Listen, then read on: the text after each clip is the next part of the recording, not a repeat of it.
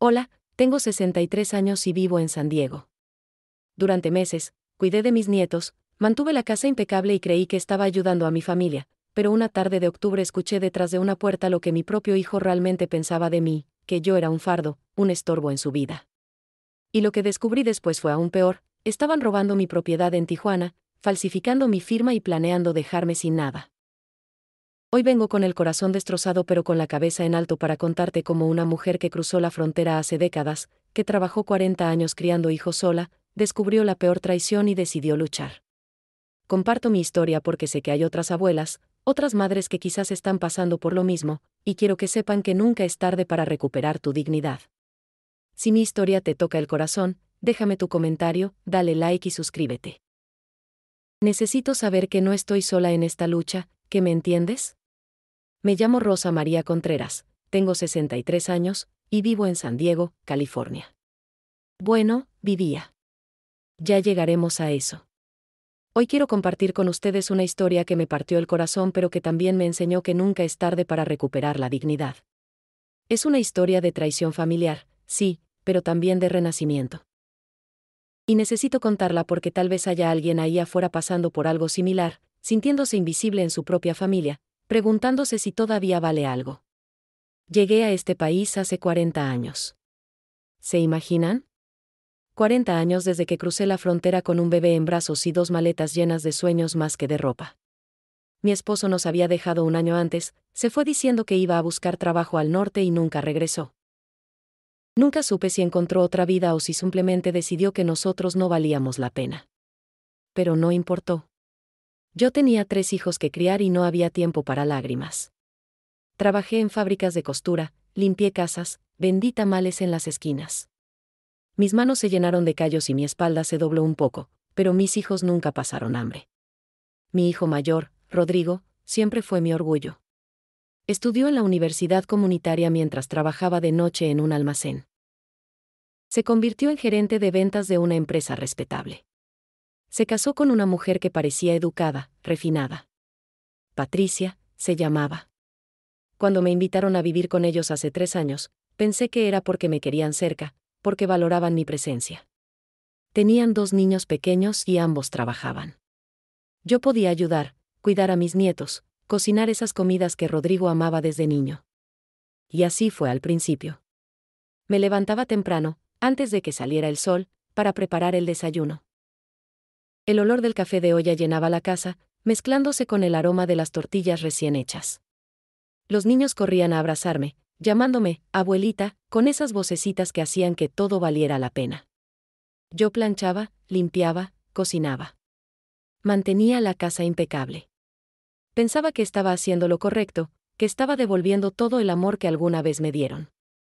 Pero algo empezó a cambiar. Pequeñas cosas al principio.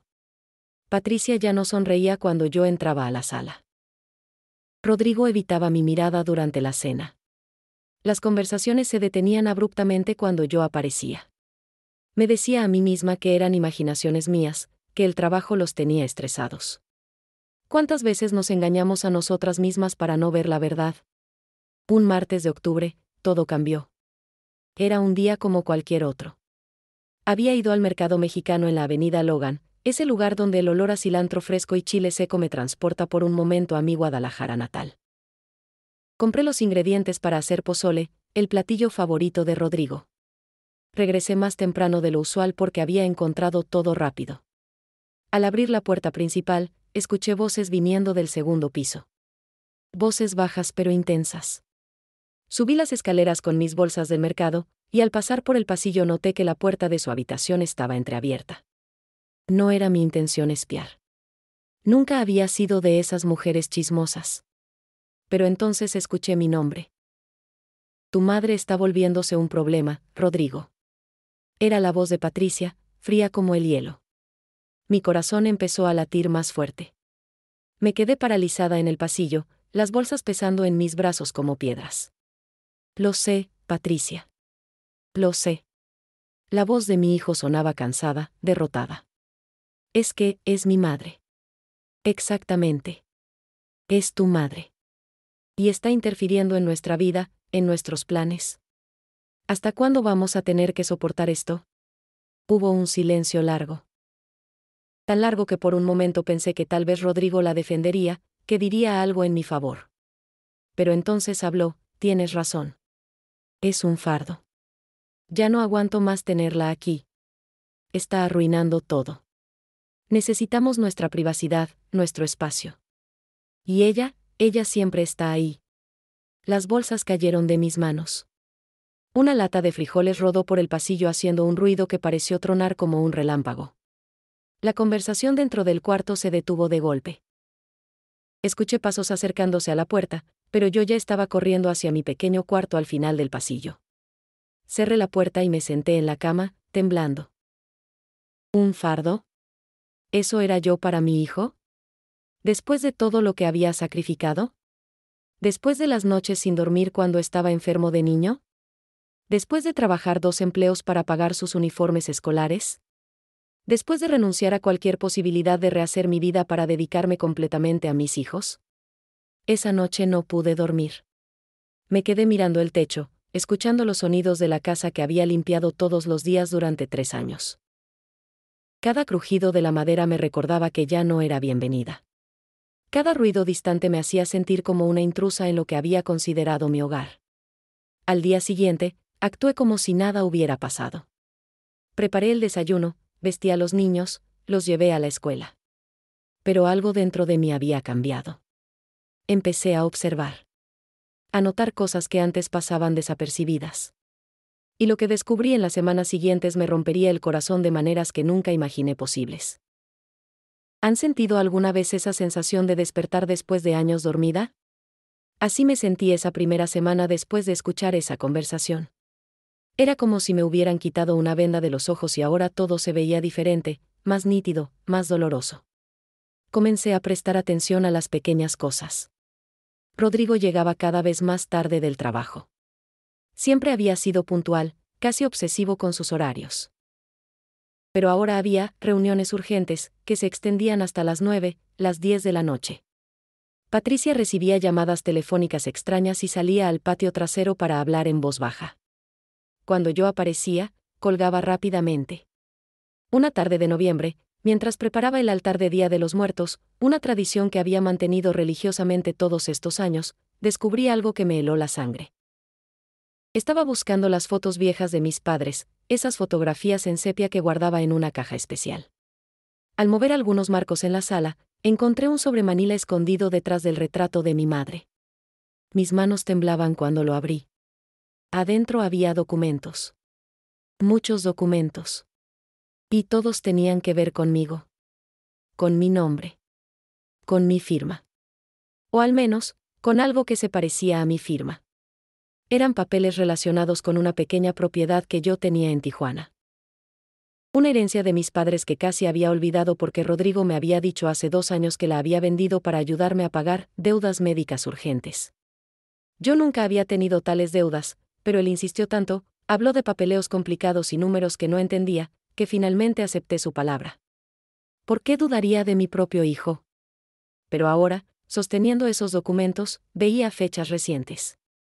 Transacciones que supuestamente yo había autorizado. Firmas que se parecían a la mía pero que tenían pequeñas diferencias que mis ojos, aunque viejos, podían detectar. La propiedad nunca había sido vendida. Alguien la estaba administrando. Alguien estaba cobrando rentas.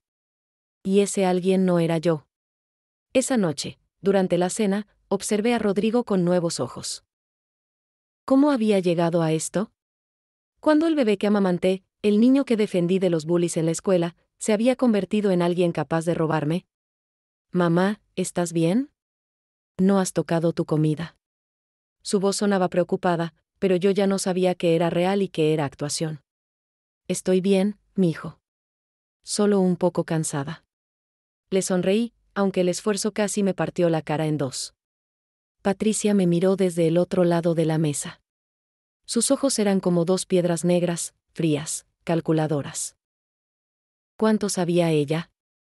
¿Era ella la que estaba detrás de todo esto? Los días siguientes fueron una tortura silenciosa. Seguí con mi rutina, pero cada acción estaba teñida de esta nueva conciencia. Cuando limpiaba su habitación, buscaba. Cuando cocinaba, escuchaba. Cuando jugaba con mis nietos, me preguntaba qué tipo de personas les estaban enseñando a ser sus padres. Mi vecina, doña Esperanza, una señora mexicana de mi edad que se había vuelto mi única amiga verdadera en el vecindario, notó mi cambio. Un sábado por la mañana, mientras regaba sus rosas junto a la cerca que separaba nuestros patios, me llamó. Rosa María, ¿qué te pasa? Te veo diferente. Me acerqué a ella, verificando que nadie más pudiera escucharnos. Doña Esperanza, necesito hacerle una pregunta, pero tiene que ser honesta conmigo. Claro, mija. Dime. ¿Ha visto algo extraño en mi casa? ¿Algo que yo debería saber? Doña Esperanza bajó la mirada. Su silencio fue más elocuente que 1000 palabras. Doña Esperanza, por favor. Necesito saber la verdad. Ella suspiró profundamente. Rosa María, no quería decirte nada porque pensé que tal vez estaba equivocada, o que no era mi lugar, pero... ¿Pero, qué? Mi corazón latía tan fuerte que podía escucharlo en mis oídos. He visto a tu otro hijo. El que vive en Chula Vista. Ha venido varias veces durante el día, cuando Rodrigo y Patricia están en el trabajo. Entra con su propia llave. El mundo se tambaleó debajo de mis pies. Mi hijo menor, Miguel. El que casi nunca nos visitaba. El que siempre decía estar muy ocupado con su propia vida. ¿Qué hacía viniendo a esta casa cuando nadie estaba? ¿Estás segura? Completamente segura. Lo he visto al menos 3 veces este mes. ¿Y qué? A veces viene con Patricia. Solos. Sin Rodrigo. El aire abandonó mis pulmones. Sentí como si me hubieran golpeado en el estómago. Mi mente se negaba a procesar lo que esto podía significar, pero mi corazón ya sabía la verdad. Esa tarde, con el pretexto de ir a misa, salí de la casa.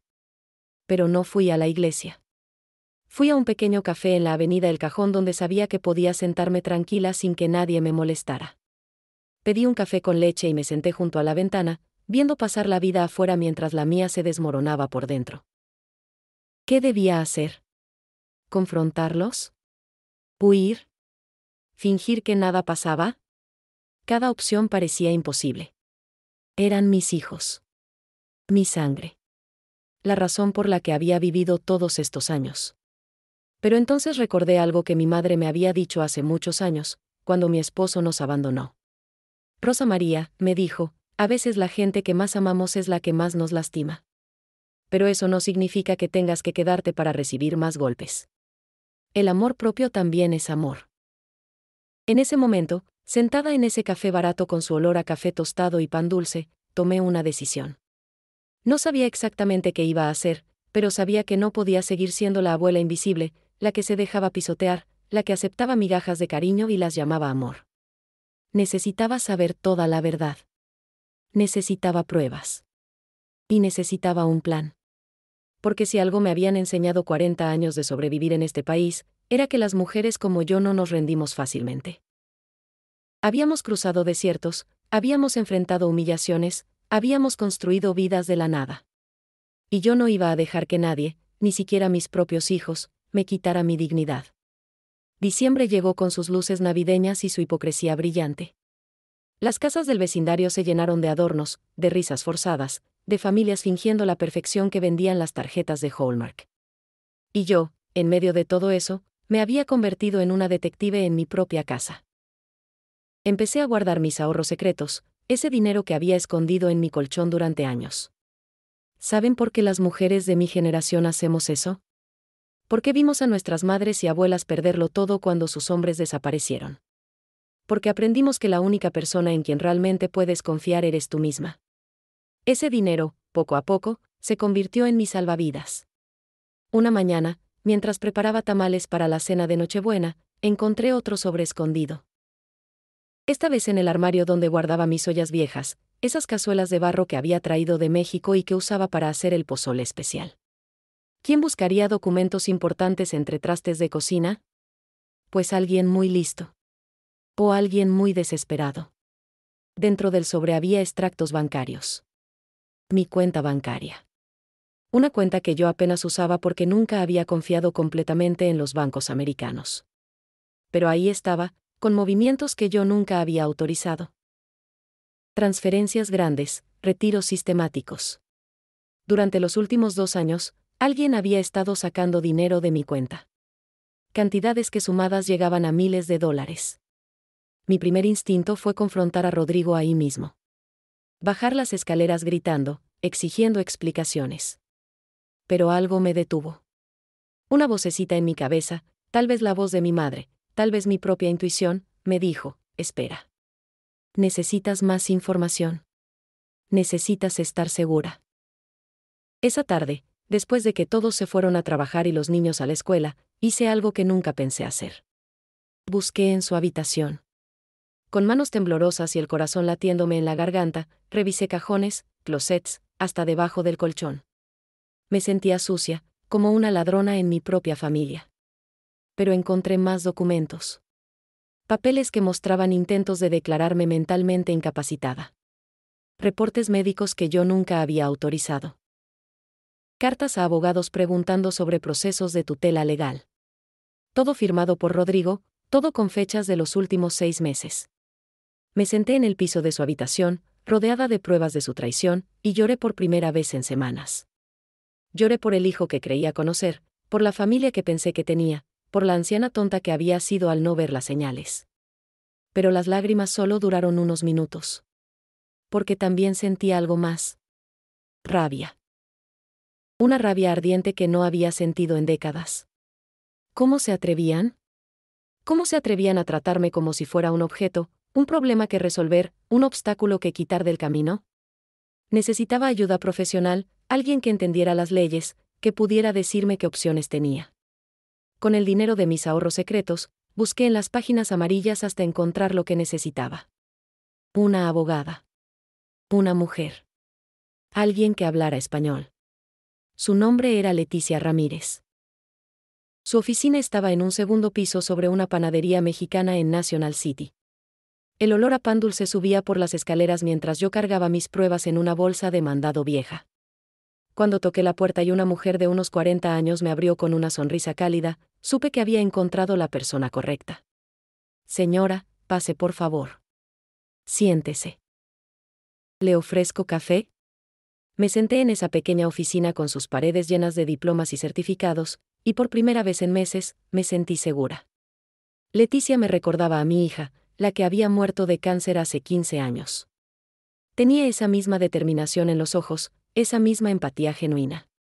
Le conté todo. Cada detalle, cada descubrimiento, cada lágrima. Ella escuchó sin interrumpir, tomando notas ocasionalmente. Cuando terminé, revisó todos los documentos que había traído. Señora Rosa, dijo finalmente, quitándose los lentes y mirándome directo a los ojos, lo que le han hecho es fraude familiar. Es ilegal. Tienen firmas falsificadas, transacciones no autorizadas, intentos de quitarle su capacidad legal. Esto es serio. ¿Qué puedo hacer? Mi voz sonó pequeña, vulnerable. Podemos hacer mucho. Pero necesito que entienda algo. Si seguimos adelante con esto, probablemente tendrá que enfrentar a sus hijos en corte. Su familia se va a romper. ¿Está preparada para eso? Miré por la ventana de esa oficina. Afuera, la vida seguía normal. Gente comprando pan, niños riendo, carros pasando. Todo normal. Excepto para mí. Mi familia ya está rota, dije finalmente. Solo que yo fui la última en darme cuenta. Leticia asintió. Entonces vamos a pelear. Vamos a recuperar lo que es suyo. Y vamos a asegurarnos de que nadie vuelva a tratarla así. Esa noche regresé a la casa como si nada hubiera pasado. Preparé la cena, serví los platos, sonreí cuando debía sonreír. Pero por dentro, algo había cambiado. Ya no era la víctima. Era una mujer con un plan. Durante la cena de Nochebuena, mientras todos comían mis tamales y fingían ser una familia feliz, yo los observaba con claridad cristalina. Rodrigo evitando mi mirada. Patricia sonriendo falsamente. Los niños inocentes, ajenos a todo. Y yo, la abuela supuestamente senil, guardando mis secretos como cartas en un juego de póker. Los tamales están deliciosos, mamá, dijo Rodrigo. Nadie los hace como tú. Gracias, mijo, respondí con dulzura. Los hice con mucho amor. Como siempre. Si él notó el tono irónico en mi voz, no lo demostró.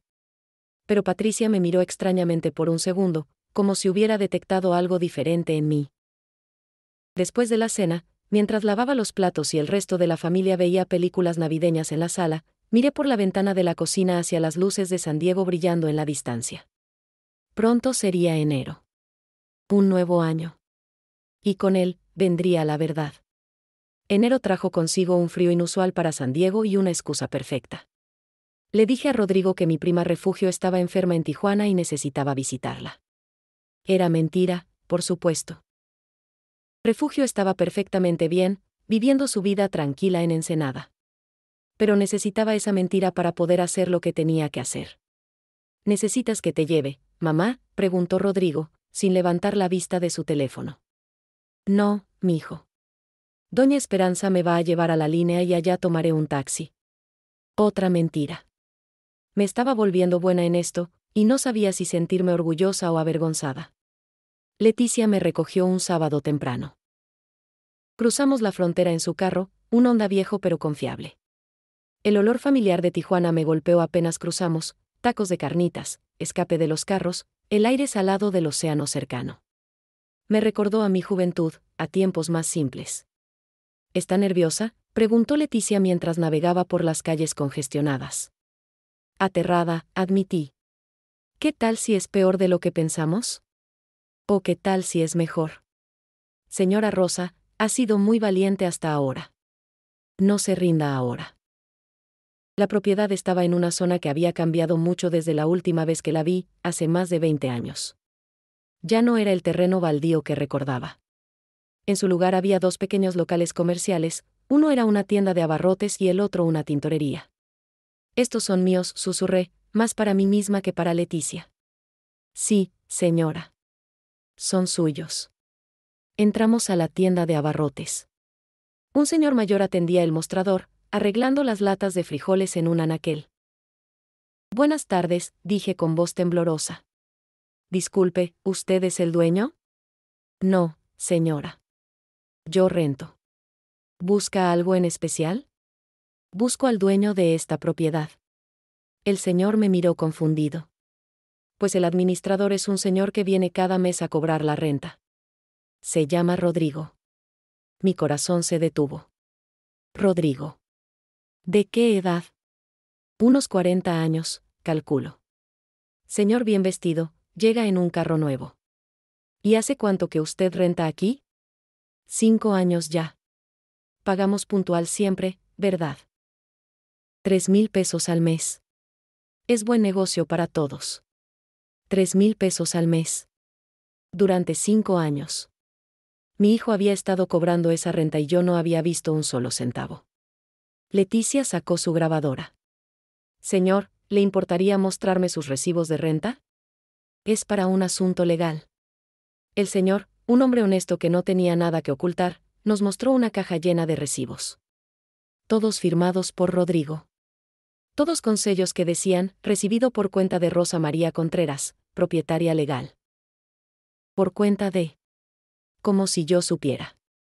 Como si yo hubiera autorizado. ¿Podría hacernos copias de estos recibos?, preguntó Leticia. Mientras el señor hacía las copias en una copiadora vieja que tenía en la trastienda, yo salí a la calle. Necesitaba aire. Necesitaba procesar lo que estaba descubriendo. Leticia salió detrás de mí. Señora Rosa, esto es suficiente para un caso fuerte.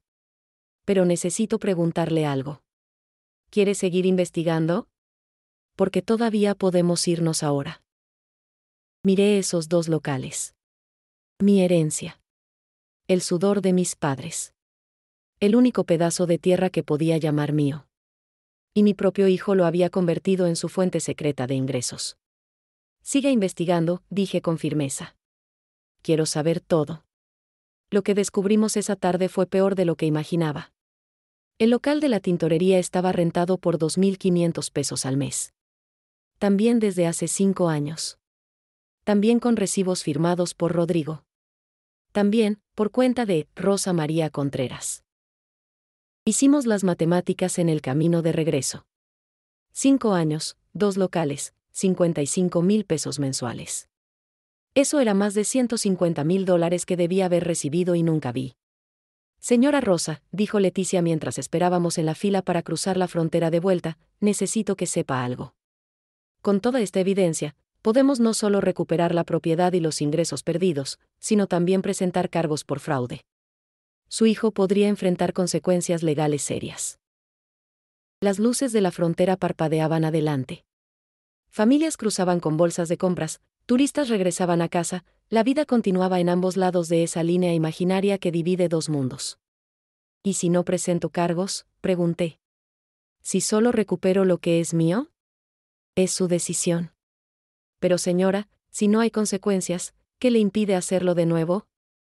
¿O hacérselo a otra persona? Tenía razón. Lo sabía. Pero era mi hijo. El bebé que había cargado por 9 meses. El niño al que había arrullado cuando tenía pesadillas. ¿Cómo podía enviarlo a la cárcel? Esa noche, de regreso en mi pequeño cuarto, saqué una foto vieja de Rodrigo cuando tenía 5 años. Estaba en el parque, sonriendo con esa sonrisa sin dientes frontales, abrazando un balón de fútbol como si fuera un tesoro. ¿Dónde estaba ese niño ahora? ¿Cuándo se había convertido en alguien capaz de robarle a su propia madre? Lloré esa noche. Lloré por todo lo perdido. Por la inocencia, por la confianza, por la familia que nunca tendría. Pero cuando terminaron las lágrimas, me sequé la cara y saqué todos los documentos que Leticia me había dado. Los puse en orden cronológico. Cada recibo, cada papel falsificado, cada prueba de la traición. Perdóname, mijo, susurré a la foto de ese niño de 5 años. Pero tu mamá tiene que hacer lo correcto. Febrero fue el mes en que las piezas del rompecabezas empezaron a encajar de formas que nunca imaginé. Formas oscuras, retorcidas, que me quitaban el sueño y el apetito. El olor del café de olla que siempre había amado ahora me revolvía el estómago. Leticia había contratado a un investigador privado. Un señor discreto llamado Ernesto que había trabajado en la policía de Tijuana antes de retirarse. Lo que descubrió me dejó sin palabras durante días. Señora Rosa, me dijo Leticia en su oficina una tarde gris, necesito que se prepare para lo que voy a decirle. Es complicado.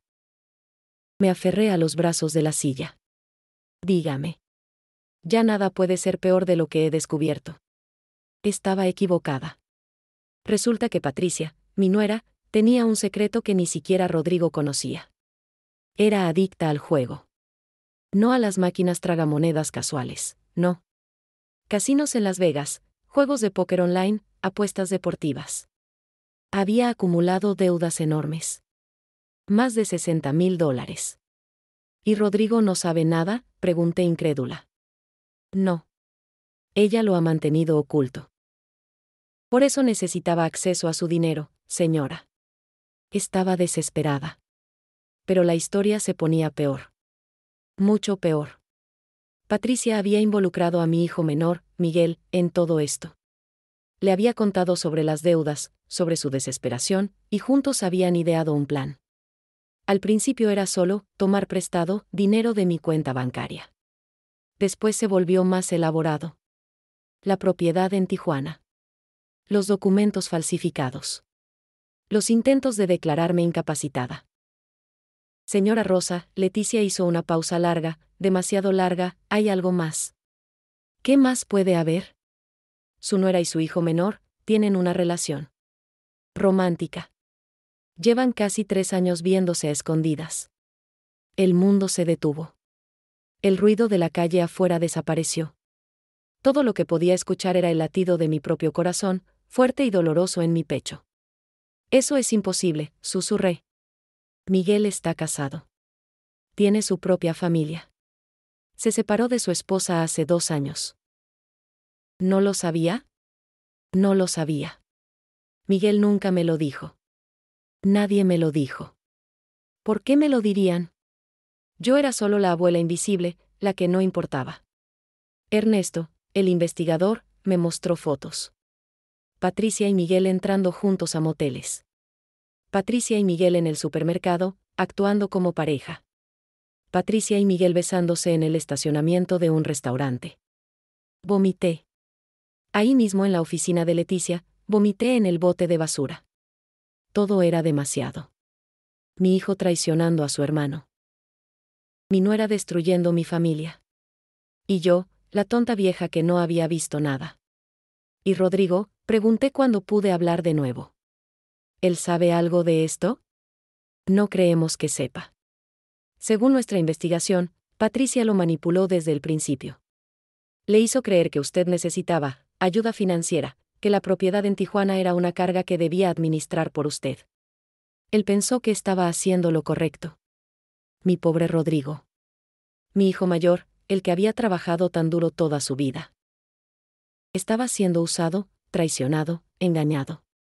Y yo, en mi dolor, casi lo había condenado sin saber toda la historia. ¿Qué hacemos ahora?, pregunté. Ahora, dijo Leticia con determinación, juntamos toda esta información y decidimos cómo proceder. Pero señora Rosa, necesito que entienda algo. Esta situación va a explotar. No hay manera de resolver esto silenciosamente. Esa noche no pude regresar a la casa de inmediato. Le pedí a doña Esperanza que me dejara quedarme con ella. Le conté todo. Todo. Necesitaba decírselo a alguien o iba a explotar. Ay, Rosa María, dijo abrazándome mientras yo lloraba en su hombro. Tu familia está más rota de lo que pensábamos. No sé qué hacer, doña Esperanza. ¿Cómo le digo a Rodrigo que su esposa lo está traicionando con su propio hermano? ¿Cómo le digo que ella orquestó todo esto? Pero también, ¿cómo lo perdono por firmar esos documentos, por tomar ese dinero? No tienes que tener todas las respuestas ahora mismo, mija. Pero sí tienes que protegerte. Y tienes que ser honesta, cueste lo que cueste. Me quedé despierta toda la noche en el cuarto de huéspedes de doña Esperanza. Afuera, podía escuchar los sonidos de mi vecindario. Perros ladrando. Carros pasando. La vida normal de gente normal con familias normales. ¿Por qué mi familia era tan complicada? ¿Qué había hecho mal como madre? ¿En qué momento todo se había salido de control? Pero entonces recordé algo. Recordé una plática que tuve con mi propia madre cuando era joven. Le pregunté cómo sabría si estaba criando bien a mis hijos. Mija, me dijo, tú haces lo mejor que puedes con lo que tienes. Pero al final, cada persona toma sus propias decisiones. Tú puedes darles amor, valores, educación. Pero ellos deciden qué hacer con eso. Y sus errores no son tu culpa. Sus errores no son mi culpa. Repetí esas palabras como un mantra. Los errores de Rodrigo, de Miguel, de Patricia, no eran mi culpa. Yo había sido una buena madre. Había sacrificado todo por ellos. Si decidieron tomar malas decisiones, esa era su responsabilidad, no la mía. Al amanecer, regresé a la casa. Rodrigo ya se había ido al trabajo. Patricia estaba arriba, todavía durmiendo. Los niños estaban en la escuela. Entré a mi cuarto, saqué mi maleta vieja del closet, y empecé a empacar. Marzo llegó con flores de jacaranda tiñendo las calles de morado y yo con una decisión tomada. No podía seguir viviendo en esa casa, respirando aire envenenado por secretos y traiciones. Pero antes de irme, había algo que tenía que hacer. Algo que me aterraba más que cualquier otra cosa en mi vida. Tenía que hablar con Rodrigo. Esperé a que Patricia saliera. Ella tenía una cita con amigas todos los jueves por la tarde. Ahora sabía que esas citas eran con Miguel. Me enfermaba pensarlo, pero necesitaba ese tiempo a solas con mi hijo mayor. Rodrigo llegó del trabajo a las 6 como siempre. Lo escuché subir las escaleras, aflojarse la corbata, llamar a Patricia. Cuando no obtuvo respuesta, bajó a la cocina donde yo estaba preparando café. ¿Dónde está Patricia?, preguntó, buscando en el refrigerador. Salió, dije simplemente. Rodrigo, necesitamos hablar. Algo en mi tono lo hizo voltear. ¿Mamá? ¿Qué pasa? ¿Estás bien? Siéntate, mijo. Por favor. Se sentó en la mesa de la cocina, donde habíamos compartido miles de comidas a lo largo de los años. Serví 2 tazas de café y me senté frente a él. Hace unos meses, empecé, mi voz temblando a pesar de mi determinación, escuché una conversación. Entre tú y Patricia. Dijiste que yo era un fardo. Rodrigo se puso pálido. Mamá, yo. Déjame terminar. Levanté la mano.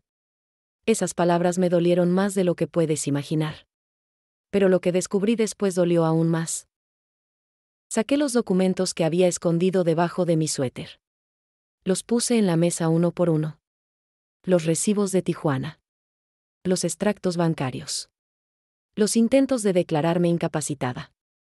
Rodrigo los miraba con ojos cada vez más grandes. Mamá, yo puedo explicar. ¿Puedes explicar por qué has estado robándome durante 5 años? ¿Puedes explicar por qué falsificaste mi firma? ¿Puedes explicar por qué intentaste declararme mentalmente incapacitada? Yo no sabía. Patricia me dijo que tú estabas de acuerdo. Me dijo que estabas confundida con los papeles y que necesitabas que yo me encargara. Me dijo que la propiedad en Tijuana era una carga y que estaba usando el dinero para ayudarte con gastos médicos. ¿Y nunca pensaste en preguntarme directamente? El silencio fue su respuesta. Rodrigo, ¿cuánto de ese dinero has visto tú? ¿Qué quieres decir? El dinero de los alquileres en Tijuana. El dinero de mi cuenta bancaria. ¿Cuánto has visto tú? Rodrigo frunció el ceño. Patricia maneja todo eso. Ella dijo que lo estaba invirtiendo para ti, para asegurar tu futuro. Tu esposa no ha invertido nada para mí, mi hijo. Ha estado usando ese dinero para pagar sus deudas de juego. ¿Deudas de juego? ¿De qué estás hablando? Era el momento. El momento que había estado temiendo. Saqué las últimas fotos, las que Ernesto había tomado. Se las puse enfrente. Rodrigo las tomó. Su cara pasó de confusión a shock, de shock a horror, de horror a una devastación tan profunda que me partió el corazón. No, susurró. No, no, no. Las fotos mostraban todo. Patricia y Miguel besándose. Patricia y Miguel de la mano. Patricia y Miguel saliendo de un motel. ¿Cuánto tiempo? Su voz era apenas un susurro roto. Casi 3 años, según la investigación. ¿Investigación? Me miró como si me viera por primera vez. ¿Has estado investigando? Contraté a una abogada, mijo. Cuando descubrí las primeras mentiras, necesitaba saber la verdad. Rodrigo se levantó de la mesa tan bruscamente que su silla cayó hacia atrás. Empezó a caminar en círculos por la cocina, sus manos en el pelo, respirando con dificultad. Todo este tiempo, decía una y otra vez. Todo este tiempo. Rodrigo. ¿Y Miguel? ¿Miguel sabía lo de tu dinero? ¿Sabía lo que Patricia estaba haciendo? Sí, mi hijo. Él fue su cómplice desde el principio. Vi algo quebrarse en mi hijo. Literalmente vi el momento en que su mundo se destruyó. Se deslizó por la pared de la cocina hasta quedar sentado en el piso, abrazando sus rodillas, temblando. Me arrodillé junto a él, mis viejas rodillas protestando, pero no me importó. Lo abracé como cuando era niño y tenía pesadillas. ¿Por qué, mamá? Sollozaba. ¿Por qué me hicieron esto? No lo sé, mi hijo. No lo sé. ¿Y yo? ¿Yo también te robé? ¿Soy tan malo como ellos? Tú fuiste usado, Rodrigo. Manipulado. Eso no te hace inocente, pero tampoco te hace igual que ellos. ¿Puedes perdonarme? Me miró con esos ojos que eran iguales a los míos, llenos de lágrimas y arrepentimiento genuino. El perdón toma tiempo, mi hijo. No puedo decir que te perdono ahora mismo. Pero puedo decir que entiendo que también eres víctima en esto. Nos quedamos así, sentados en el piso de la cocina, hasta que escuchamos la puerta principal abrirse. Patricia había regresado. Rodrigo se levantó. Se secó las lágrimas. Y en sus ojos vi algo que no había visto en mucho tiempo, determinación. Mamá, dijo con voz firme, déjame manejar esto. Patricia entró a la cocina cantando, de buen humor por sus horas con su amante. Se detuvo en seco al vernos. ¿Qué pasa aquí?, preguntó, tratando de sonar casual pero con nerviosismo en los ojos. Rodrigo no dijo nada. Solo le mostró las fotos. Lo que siguió fue caos. Gritos, llanto, acusaciones volando por esa cocina como cuchillos afilados. Patricia intentó negarlo todo al principio, luego cambió a justificaciones, finalmente a súplicas. Yo me quedé en un rincón, testigo silencioso de cómo mi familia se desmoronaba pieza por pieza. «Tú nunca estás aquí», gritaba Patricia. «Siempre trabajando, siempre en tus reuniones. ¿Qué esperabas que hiciera? Esperaba que no te acostaras con mi hermano».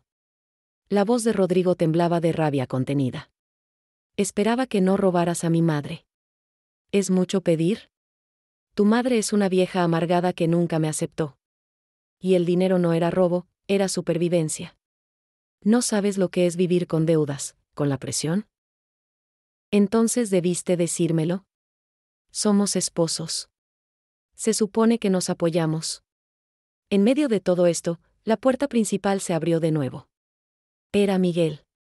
Al parecer Patricia le había mandado un mensaje de texto avisándole que algo andaba mal. Entró como si fuera su casa, como si tuviera derecho a estar ahí. «¿Qué está pasando?», preguntó, pero su voz falló al ver nuestras caras. Rodrigo se lanzó contra él. Tuve que interponer mi cuerpo viejo entre mis dos hijos para evitar que se mataran ahí mismo en la cocina. Por un momento, sentí el peso de 40 años de sacrificio aplastándome, preguntándome si todo había sido en vano. «Basta», grité con una fuerza que no sabía que tenía. «Basta los dos». Ambos se detuvieron, más por shock de escucharme gritar que por obediencia. «Miguel», dije volteándome hacia mi hijo menor, «¿es verdad? ¿Todo lo que descubrí? ¿La relación con Patricia? ¿El dinero?». Miguel no podía mirarme a los ojos. «Mamá, lo siento. Todo se salió de control. Al principio solo iba a ser un préstamo». «¿Un préstamo sin mi conocimiento? ¿Eso no se llama robo? Pensé que te lo devolveríamos antes de que te dieras cuenta». Patricia dijo que tenía un plan, que solo necesitábamos tiempo. «Patricia dice muchas cosas», interrumpió Rodrigo amargamente. «Patricia dijo que me amaba. Patricia dijo que éramos una familia. Todo mentiras». Los niños llegaron de la escuela en ese momento. Mi nieto de 8 años y mi nieta de 6 entraron saltando, sus mochilas rebotando, ajenos al infierno que habían cruzado. Se detuvieron al ver la escena, su padre con lágrimas en los ojos, su madre pálida como un fantasma, su tío Miguel ahí sin razón aparente, y yo, su abuela, parada en medio de todo como un árbol viejo tratando de sostener una tormenta. «Papá», preguntó mi nieto. «¿Por qué estás llorando?». Eso rompió algo en todos nosotros. Patricia corrió hacia arriba, Miguel salió por la puerta sin decir una palabra, y Rodrigo se arrodilló para abrazar a sus hijos, tratando de componer su cara, de ser fuerte por ellos. «Todo está bien, campeón», mintió. Los adultos solo estaban teniendo una conversación difícil. «¿Abuela está bien?». Mi nieta vino corriendo hacia mí. La cargué, aunque mi espalda protestó. «Sí, mi amor. La abuela está bien». Pero no estaba bien. Ninguno de nosotros estaba bien. Esa noche, después de que Rodrigo pusiera a los niños a dormir con cuentos de hadas que no reflejaban nada de nuestra realidad, nos sentamos en la sala. Patricia se había encerrado en el cuarto. Miguel no había vuelto. «¿Qué hago ahora, mamá?», preguntó Rodrigo, su voz pequeña como cuando era niño. «Primero», dije con firmeza, «hablas con un abogado de divorcios. Segundo, decides si quieres presentar cargos contra ellos por fraude. Tercero, empiezas terapia porque tus hijos van a necesitar un padre fuerte». «¿Y tú? ¿Qué vas a hacer tú?». «Yo me voy, mijo. No puedo quedarme en esta casa». «¿A dónde irás?». «A Tijuana. A mi propiedad. A empezar de nuevo». «Mamá, tienes 63 años. No puedes empezar de nuevo a esa edad». Lo miré con una sonrisa triste. «Mijo, crucé la frontera con 3 niños y 2 maletas cuando tenía 23. Construí una vida entera de la nada. ¿Crees que 40 años más me hacen más débil? No. Me hacen más sabia». Rodrigo lloró de nuevo, pero esta vez eran lágrimas diferentes. Lágrimas de admiración, tal vez. O de pérdida. O de ambas. Lo siento mucho, mamá. Por todo. Por llamarte un fardo. Por no defenderte. Por no ver lo que estaba pasando. Por todo. Lo sé, mi hijo. Y algún día, tal vez pueda perdonarte completamente. Pero ahora mismo, necesito espacio. Necesito sanar. Y tú también. Durante las siguientes semanas, abril se convirtió en un torbellino de abogados, papeleos y decisiones difíciles. Leticia presentó todos los documentos necesarios para recuperar mi propiedad y mi dinero. Patricia y Miguel enfrentaron cargos formales. Rodrigo inició el divorcio. Empaqué mis pocas pertenencias en las mismas 2 maletas con las que había llegado a este país 40 años atrás. Era irónico, casi poético. Estaba regresando al punto de partida, pero esta vez no como refugiada sino como mujer libre. Doña Esperanza me ayudó a empacar. ¿Estás segura de esto, Rosa María? Más segura que nunca, respondí, doblando mi rebozo favorito. Aquí solo hay dolor. Allá, al menos, hay posibilidad. ¿Y Rodrigo? ¿Y los niños? Los visitaré. Y ellos me visitarán. Pero necesito un lugar que sea mío. Donde nadie pueda decirme que soy un fardo. El día que me fui, Rodrigo me llevó a la frontera. Los niños se quedaron con su abuela paterna. En el camino, casi no hablamos. Las palabras se habían agotado. En la línea, antes de cruzar, me abrazó fuerte. Te amo, mamá. Siempre te he amado. Aunque no lo haya demostrado bien. Lo sé, mi hijo. Y yo a ti. Por eso me voy. Para que ambos podamos sanar. Crucé la frontera ese día de mayo con el sol pegándome en la cara y lágrimas corriendo por mis mejillas. Pero esta vez, no eran solo lágrimas de dolor. Eran también de liberación. Tijuana me recibió con su caos familiar, el ruido de los vendedores ambulantes, el olor a tacos de carnitas mezclado con escape de autobús, el español rápido y lleno de modismos que hacía tanto no escuchaba con tanta frecuencia. Me sentí como si hubiera estado conteniendo la respiración durante 3 años y finalmente pudiera exhalar. Mi propiedad era más pequeña de lo que recordaba, pero también más llena de posibilidades. Los 2 locales comerciales ocupaban el frente. Detrás había un pequeño espacio que había sido usado como bodega. Con algo de trabajo, podría convertirse en vivienda. Don Ramiro, el inquilino de la tienda de abarrotes, me ayudó a limpiar. Su esposa, doña Lupita, me trajo pozole casero ese primer día. Bienvenida a casa, señora Rosa, dijo con una sonrisa cálida. Nos da gusto tenerla aquí. Su hijo era, bueno, no era muy amable. No quise hablar mal de Rodrigo, así que solo sonreí y acepté el pozole. Sabía a memoria de tiempos mejores. Las primeras semanas fueron duras. Dormir en un colchón en el piso de concreto. Bañarme con agua fría porque el calentador no funcionaba. Cocinar en una estufa vieja que había encontrado en un mercado de segunda mano. Pero era mío. Todo era mío. Y esa sensación de propiedad, de autonomía, valía cada incomodidad.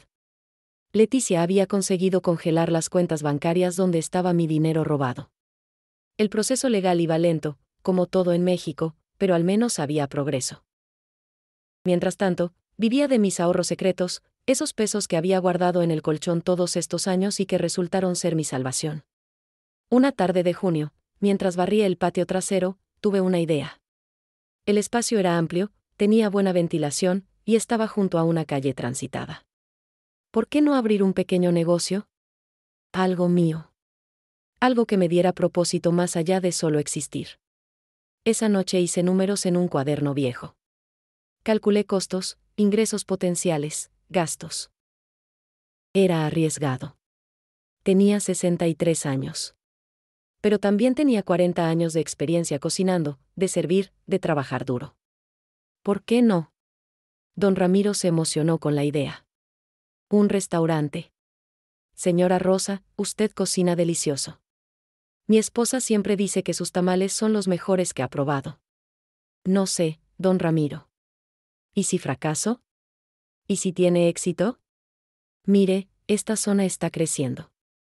Cada día hay más turistas, más gente trabajando cerca.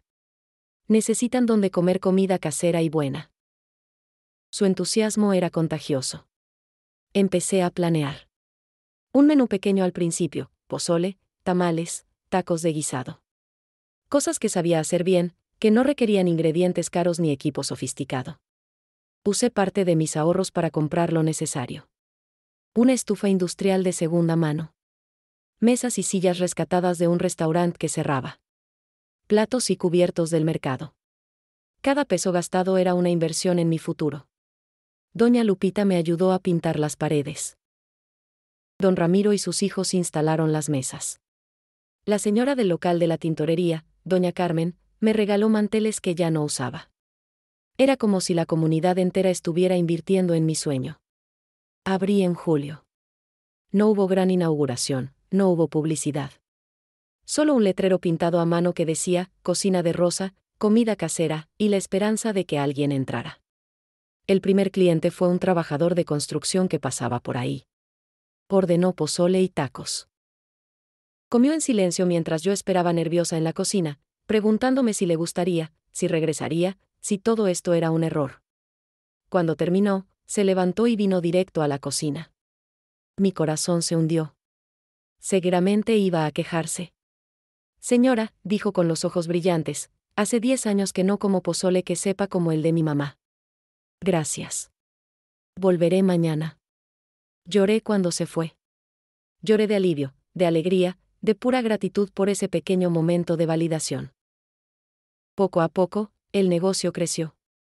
Primero vino 1, luego 2, luego 5. El boca a boca funcionó mejor que cualquier publicidad. La señora Rosa cocina como nuestras abuelas, decían. Es barato y delicioso, comentaban otros.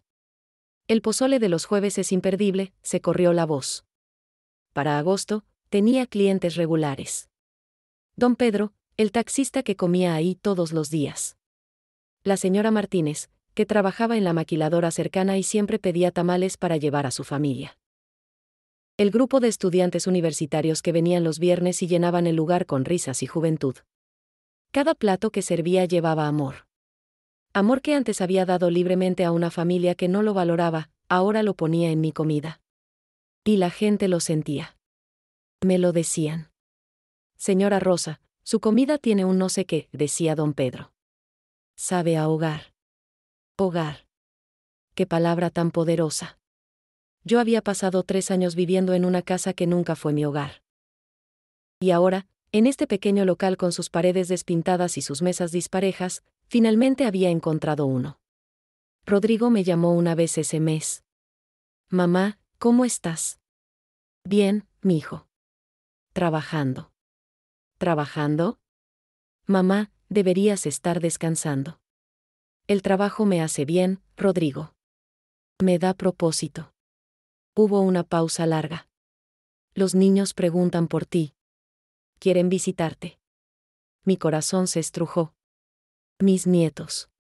Los extrañaba tanto que dolía físicamente. Tráelos cuando quieras, mijo. Siempre serán bienvenidos. ¿Y yo? ¿Yo también soy bienvenido? La pregunta dolió por su honestidad. Sí, Rodrigo. Pero dame tiempo. Todavía estoy sanando. Lo entiendo, mamá. Y te admiro. Por todo lo que estás haciendo. Cuando colgué, me senté en el pequeño apartamento que había construido arriba del restaurante. Era simple, una cama, una pequeña sala, una cocina. Pero era mío. Nadie podía llamarme fardo aquí. Nadie podía hacerme sentir invisible. Por la ventana, podía ver las luces de Tijuana brillando en la noche. En algún lugar más allá, estaba San Diego. Mi familia rota. Mi vida pasada. Pero aquí, en este momento, estaba yo. Rosa María Contreras. 63 años. Dueña de negocio. Sobreviviente. Y por primera vez en mucho tiempo, feliz. Septiembre llegó con sus lluvias ocasionales y con una llamada que no esperaba. Era Rodrigo. Mamá, necesito verte. Hay cosas que tenemos que hablar. ¿Puedo ir este fin de semana? ¿Todo está bien? No. Pero necesito decírtelo en persona.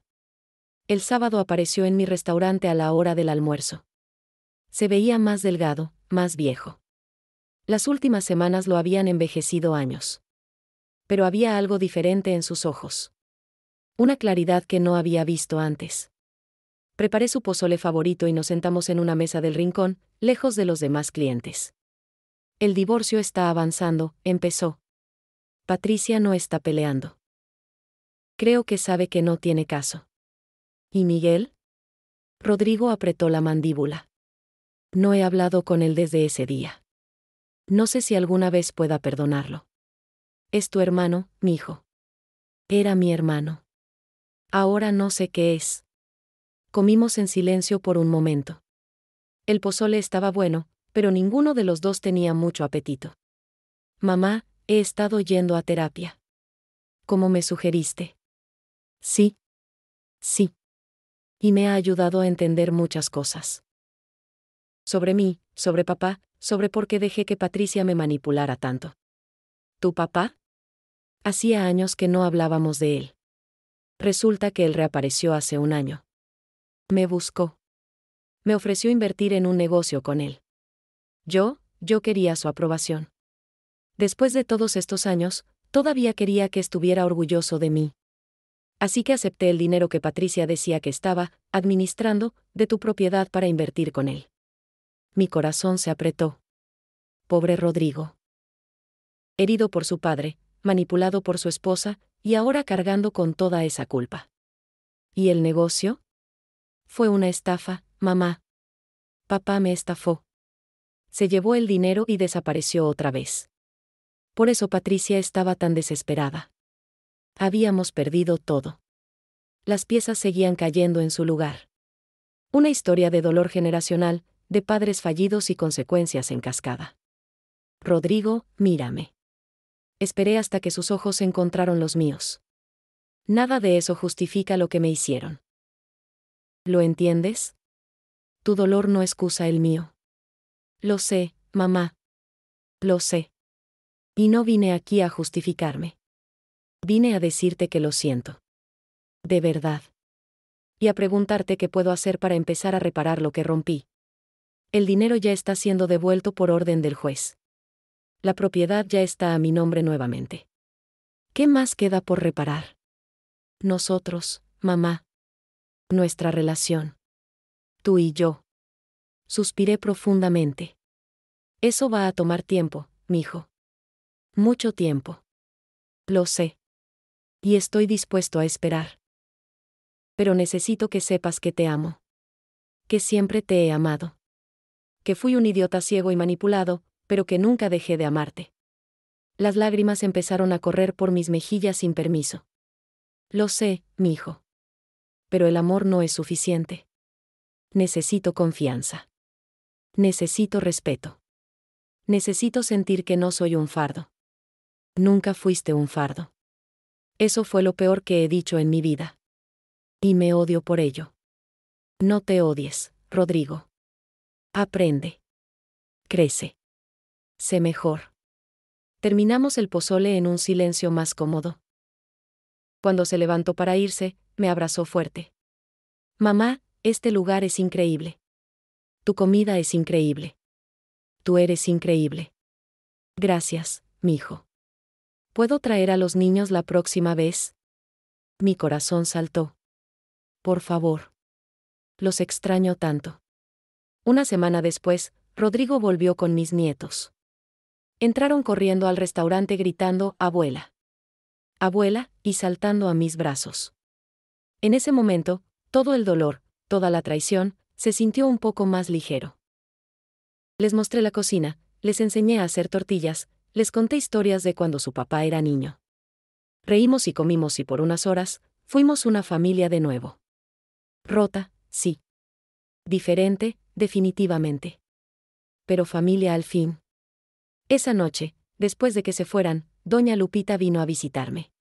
Los vi con sus nietos. Se veía feliz, señora Rosa. Lo estoy, doña Lupita. Pero también estoy confundida. Parte de mí todavía está muy enojada. Pero otra parte extrañaba ser abuela. Es normal, mija. El corazón es grande. Puede tener espacio para el enojo y el amor al mismo tiempo. Tenía razón. Mi corazón era un campo de batalla donde peleaban el resentimiento y el afecto, la desconfianza y el deseo de perdonar. Octubre trajo resoluciones legales. El juez ordenó la devolución completa del dinero robado, más intereses. Patricia y Miguel enfrentaron cargos por fraude, aunque las sentencias fueron menores porque no había violencia involucrada. Rodrigo fue declarado víctima de manipulación, aunque tuvo que pagar multas por negligencia. El dinero recuperado me permitió expandir el restaurante. Contraté ayuda, 2 cocineras jóvenes que necesitaban trabajo y una mesera. Ya no era solo yo luchando. Era un pequeño negocio real, generando empleos, contribuyendo a la comunidad. Para noviembre, Cocina de Rosa era conocido en toda la zona. Turistas lo buscaban en TripAdvisor. Locales lo recomendaban. Había días que no daba abasto con los pedidos. Una tarde, mientras preparaba tamales para una orden grande, recibí una llamada inesperada. Era Miguel. Mamá, sé que no tengo derecho a pedirte nada. Pero necesito hablar contigo. Mi primer instinto fue colgar. Pero algo me detuvo. Curiosidad tal vez. O tal vez la necesidad de cerrar ese capítulo completamente. Habla, dije fríamente. Mamá, lo siento. Lo siento tanto. No hay excusa para lo que hice. Patricia me manipuló al principio, pero yo decidí seguir. Yo decidí traicionar a mi hermano. Yo decidí robarte. Esas fueron mis decisiones. Al menos será honesto. ¿Qué quieres, Miguel? Nada. Solo quería que supieras que estoy yendo a terapia también. Y que estoy tratando de ser una mejor persona. No espero tu perdón. Solo quería que supieras que reconozco lo que hice. Colgó antes de que pudiera responder. Me quedé ahí, con el teléfono en la mano, sin saber qué sentir. ¿Rabia? ¿Tristeza? ¿Alivio de que al menos reconociera su culpa? Tal vez todas las anteriores. Diciembre llegó con su aire de reflexión y nuevos comienzos. Era mi primer año completo en Tijuana, operando mi restaurante, viviendo mi vida. ¿Y qué año había sido? Para celebrar el primer aniversario de Cocina de Rosa, decidí hacer una fiesta para mis clientes regulares y vecinos. Don Ramiro insistió en decorar, doña Lupita hizo el pastel, doña Carmen ofreció su local para expandir el espacio. La noche de la fiesta, el lugar estaba lleno. Había música, risas, comida abundante. Mis 2 cocineras, Susana y María, habían trabajado conmigo toda la semana preparando todo. Vi alrededor y me di cuenta de algo, había construido una comunidad. Una familia elegida. Un brindis, gritó don Pedro, levantando su cerveza. Por la señora Rosa, que nos alimenta el cuerpo y el alma. Todos levantaron sus vasos. El calor de su afecto me envolvió como un rebozo en invierno. Gracias, dije con voz temblorosa. Ustedes no saben lo que significan para mí. Hace un año llegué aquí rota, traicionada, sintiéndome como un fardo que nadie quería. Y ustedes me dieron un propósito. Me dieron un hogar. Doña Lupita me abrazó. No, mija. Tú te diste un propósito a ti misma. Solo te acompañamos en el camino. Rodrigo llegó tarde a la fiesta con los niños. Se habían quedado atorados en el tráfico de la frontera. Cuando entraron, todos los ojos se voltearon hacia ellos. La comunidad sabía mi historia. Todos sabían lo que mi hijo había hecho. Hubo un silencio tenso. Rodrigo se veía incómodo, casi listo para retirarse. Pero entonces don Pedro se levantó y le extendió la mano. Bienvenido. Cualquier familia de doña Rosa es bienvenida aquí. Ese gesto simple rompió el hielo. Otros siguieron. Mi hijo fue integrado en la celebración, no sin miradas de juicio, pero con la gracia que solo una comunidad que ha visto el peor dolor puede ofrecer. Esa noche, después de que todos se fueron y solo quedamos Rodrigo, los niños dormidos en el sofá, y yo, tuvimos la conversación más honesta de nuestras vidas. Mamá, estos meses he aprendido algo, dijo Rodrigo. He aprendido que el amor sin respeto es abuso. Que la familia sin honestidad es una mentira. Y que tú mereces mucho más de lo que te di. ¿Y qué vas a hacer con ese conocimiento? Voy a ser mejor. Para mis hijos. Para ti. Para mí mismo. Ya empecé. Estoy reconstruyendo mi vida. Conseguí un trabajo nuevo, uno que me gusta. Vendí la casa en San Diego, esa casa llena de recuerdos tóxicos. Me mudé a un apartamento más pequeño pero más honesto. ¿Y tu papá? Lo dejé ir, mamá. Finalmente entendí que no puedo gastar mi vida buscando la aprobación de alguien que nunca me la va a dar. Tú siempre estuviste ahí. Y yo fui demasiado ciego para verlo. Las lágrimas corrieron libremente por ambos rostros. Rodrigo, no puedo decir que todo está perdonado. El dolor todavía está ahí. Pero puedo decir que estoy orgullosa de ti. Por hacer el trabajo duro de cambiar. ¿Algún día podrás perdonarme completamente? Algún día, prometí. Pero por ahora, estoy contenta con donde estamos. Reconstruyendo. Poco a poco. En enero, un año después de comenzar mi viaje, celebré mi cumpleaños número 64. Lo celebré en mi restaurante, rodeada de mi nueva comunidad, con mis nietos jugando en el patio, con Rodrigo ayudando en la cocina, con el olor de pozole llenando el aire. Doña Esperanza cruzó la frontera para visitarme ese día.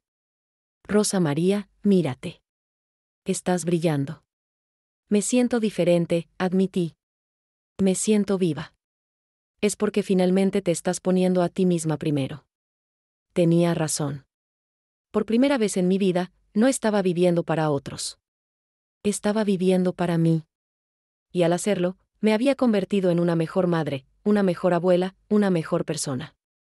Una tarde de febrero, mientras preparaba la masa para tamales, una mujer joven entró al restaurante. Se veía nerviosa, insegura. «¿Señora Rosa?», preguntó tímidamente. «Sí, mi hija». «¿En qué te puedo ayudar?». «Mi vecina me habló de usted. Me dijo que usted entendería. Yo estoy viviendo una situación parecida a la que usted vivió. Mi familia me trata como si fuera un fardo. No sé qué hacer». Mi corazón se estrujó. Reconocí mi propio dolor en sus ojos. «Siéntate, mija. Voy a prepararte un café y vamos a platicar». Esa tarde, compartí mi historia completa con ella. No para presumir mi victoria, sino para darle esperanza. Le di el número de Leticia. Le dije que la fuerza que necesitaba ya estaba dentro de ella, solo tenía que encontrarla. «Nunca es tarde para recuperar tu dignidad», le dije. «No importa la edad que tengas. No importa cuánto tiempo hayas permitido que te traten mal. Siempre puedes empezar de nuevo». Se fue ese día con lágrimas en los ojos, pero también con determinación. Y yo me quedé sabiendo que mi dolor había servido para algo. Que mi historia podía ayudar a otras.